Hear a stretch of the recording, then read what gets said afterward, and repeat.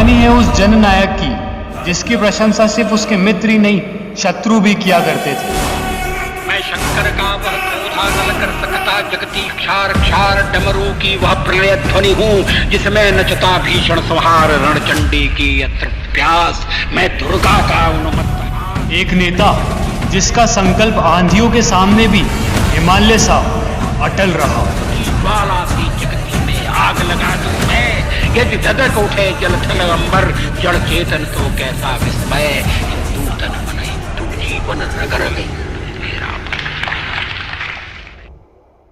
ये कहानी है भारत के पूर्व प्रधानमंत्री अटल बिहारी वाजपेयी की।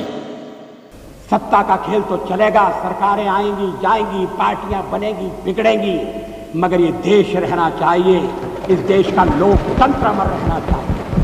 ये है अग्नि प्रवाह और आप देख रहे हैं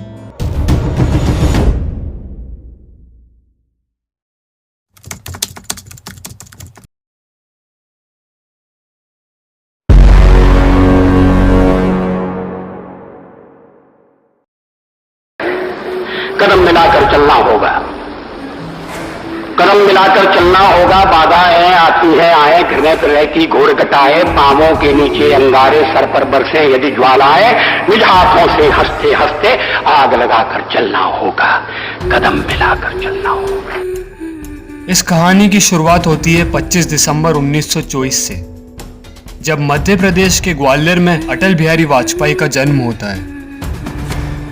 अटल बिहारी वाजपेयी के पिता का नाम कृष्ण बिहारी वाजपेयी था, जो कि एक अध्यापक होने के साथ साथ एक कवि भी थे, और माता का नाम कृष्णा देवी, जो कि घर की गृहिणी थी। अटल जी ने अपनी शुरुआती शिक्षा ग्वालियर के गोरखीबाड़ा स्कूल से की। उन्होंने महारानी लक्ष्मीबाई कॉलेज से अपनी ग्रेजुएशन पूरी करी। शुरुआत से ही देश प्रेमी होने के कारण वे मात्र 15 साल की उम्र में आरएसएस के सदस्य बन गए, और फिर आगे चलकर 1942 में क्विट इंडिया मूवमेंट के समय में अटल जी को 23 दिन तक जेल में भी रहना पड़ा। अटल जी का राजनीति में आगमन हुआ 1944 से, जब उन्हें ग्वालियर में आर्य समाज का जनरल सेक्रेटरी नियुक्त किया गया। इस उम्र तक आते आते अटल जी ने यह सोच लिया था कि वो देश की सेवा के लिए कभी शादी नहीं करेंगे। और फिर आगे चलकर 1947 में जब अपना देश आजाद हुआ, अटल जी आरएसएस के फुल टाइम प्रचारक बन गए, और फिर इसी साल उन्हें आरएसएस का विस्तारक बनाकर उत्तर प्रदेश भेज दिया गया, और यहाँ पर बहुत से अखबारों के जरिए उन्होंने अपने विचारों को विस्तार दिया। टूटे हुए सपने की सुने कौन सिसकी, टूटे हुए सपने की सुने कौन सिसकी, अंतर को चीर व्यथा पलकों पर ठिठकी, हार नहीं मानूंगा रार नहीं ठानूंगा, काल के कपाल पर लिखता मिटाता हूँ, गीत नया गाता हूँ, गीत नया। धीरे धीरे अटल जी का कद राजनीति की गलियारों में बढ़ने लगा था। पहली बार 1957 में अटल जी ने भारतीय जनसंघ पार्टी में रहते हुए चुनाव लड़ा और जीत भी पाई, और उसी समय उनके भाषण के कमाल की क्षमता को देखकर उस वक्त के प्रधानमंत्री जवाहरलाल नेहरू ने कहा था, अटल एक न एक दिन देश का प्रधानमंत्री जरूर बनेगा। और फिर दीनदयाल उपाध्याय जी की मृत्यु के बाद से अटल जी भारतीय जनसंघ पार्टी का मुख्य चेहरा बन चुके थे।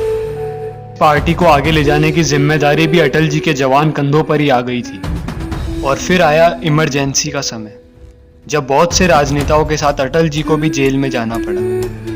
लेकिन 1977 में जब भारत में दोबारा से इलेक्शन हुए, तब जनता दल ने अपनी सरकार बनाई और मोरारजी देसाई बने देश के नए प्रधानमंत्री, और अटल जी उस समय के विदेश मंत्री। अटल जी भारत के पहले ऐसे विदेश मंत्री थे जिन्होंने यूनाइटेड नेशनल असेंबली में अपना भाषण हिंदी में दिया। मैं भारत की जनता की ओर से राष्ट्र संघ के लिए शुभकामनाओं का संदेश लाया हूं। हालांकि 1979 में जनता दल की सरकार गिर गई, लेकिन तब तक अटल जी खुद को एक सम्मानीय राजनेता के तौर पर स्थापित कर चुके थे। और फिर 1980 में अटल जी ने अपने लंबे समय से रहे हुए मित्र लाल कृष्ण आडवाणी और भैरव सिंह शेखावत के साथ मिलकर भारतीय जनता पार्टी की स्थापना की। हालांकि 1984 के चुनाव में भारतीय जनता पार्टी को सिर्फ 2 सीट ही हासिल हुई। इस हार से अटल जी को जरा सा भी फर्क नहीं पड़ा और वे अपना काम करते रहे। और फिर 1996 तक आते आते अटल जी की पार्टी भारत की सबसे बड़ी पार्टी बन गई थी। और फिर पहली बार 16 मई 1996 में अटल जी देश के प्रधानमंत्री बने, पर दुर्भाग्यवश गठबंधन की सरकार होने के कारण सिर्फ 13 ही दिनों में सरकार गिर गई। सत्ता का खेल तो चलेगा, सरकारें आएंगी जाएंगी, पार्टियां बनेंगी बिगड़ेंगी, मगर ये देश रहना चाहिए, इस देश का लोकतंत्र अमर रहना चाहिए। और फिर आगे चलकर 1998 में जब एक बार फिर से चुनाव हुए, तब बीजेपी ने एनडीए के साथ मिलकर एक बार फिर से सरकार बनाई, पर यह सरकार भी सिर्फ 13 महीने में गिर गई। इसी कार्यकाल में अटल जी ने पोखरण न्यूक्लियर टेस्ट करवाने का आदेश भी दिया।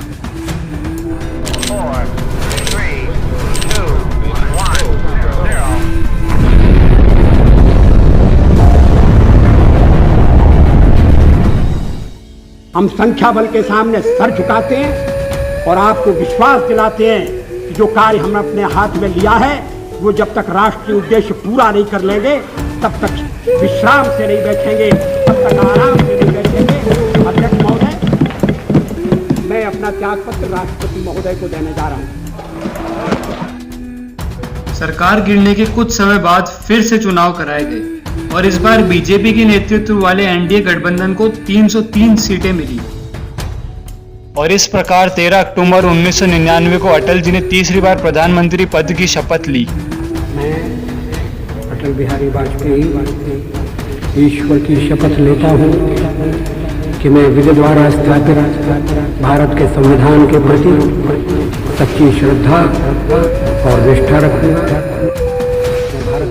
अपने कार्यकाल के दौरान अटल जी ने काफी अच्छे काम किए, जिससे भारत की अर्थव्यवस्था भी काफी सुधरी। अपना कार्यकाल पूरा करने के बाद उन्होंने अपनी उम्र देखते हुए राजनीति से संन्यास ले लिया। या पक्षपात, अनुराग या द्वेष के बिना सभी प्रकार के लोगों के प्रति संविधान और विधि के अनुसार क्या न्याय करूंगा।